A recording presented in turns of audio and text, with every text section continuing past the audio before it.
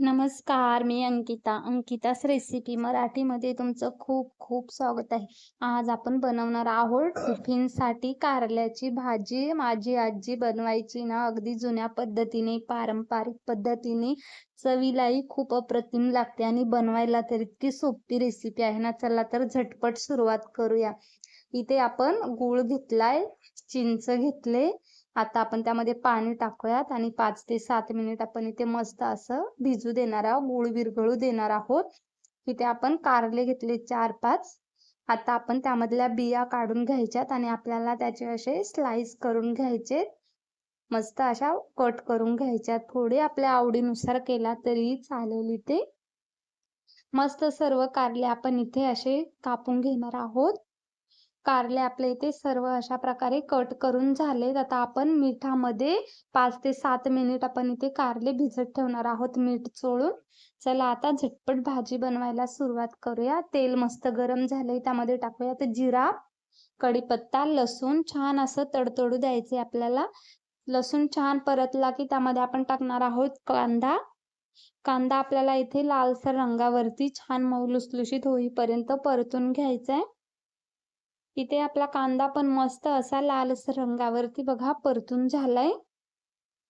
आता आपण त्यामध्ये टाकणार आहोत मसाले. खूप अशी टेस्टी आणि मस्त अशी भाजी होते. आपण आता इथे टाकूयात लाल तिखट, हळद, धना पावडर आणि आपला गरम मसाला टाकणार आहोत. आता सर्व मसाले आपल्याला तेलामध्ये परतून घ्यायचे.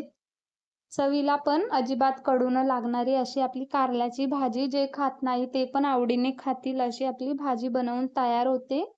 इथे मसाले छान परतून झालेत. आता आपण टाकणार आहोत कारले आणि छान मस्त आपल्याला इथे मिक्स करून घ्यायचे. बघा एकदम अशी मस्त अशी आपली इथे कारल्याची भाजी बनवते. एकदम अशी चवीला मस्त लागते. छान मिक्स करून घेतले. आता आपण ही भाजी वाफेवरच इथे शिजवून घेणार आहोत. अगदी 5 ते 7 मिनिटामध्ये अशी बनवून तयार होते. आता आपण टाकूया तिथे चवीनुसार मीठ आणि सर्व मीठ आपण सर्व मसाले असे भाजीला मिक्स करून घेऊयात. गॅस इथे आपण लो टू मिडियमच ठेवायचे आणि वाफेवरती आपल्याला इथे भाजी वाफवून घ्यायची. आता आपण इथे झाकण ठेवून 5 ते 7 मिनिट इथे भाजी आपण वाफवून घेणार आहोत.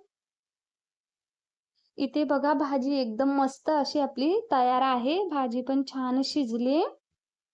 आता आपण इथे टाकणार आहोत चिंच गुळाचं पाणी आणि मिक्स करून अजून आपल्याला 2 ते 3 मिनिट इथे भाजी शिजवून घ्यायची. भाजीला खूप अशी मस्त आंबट गोड चव येते आणि खायला पण अशी अप्रतिम लागते.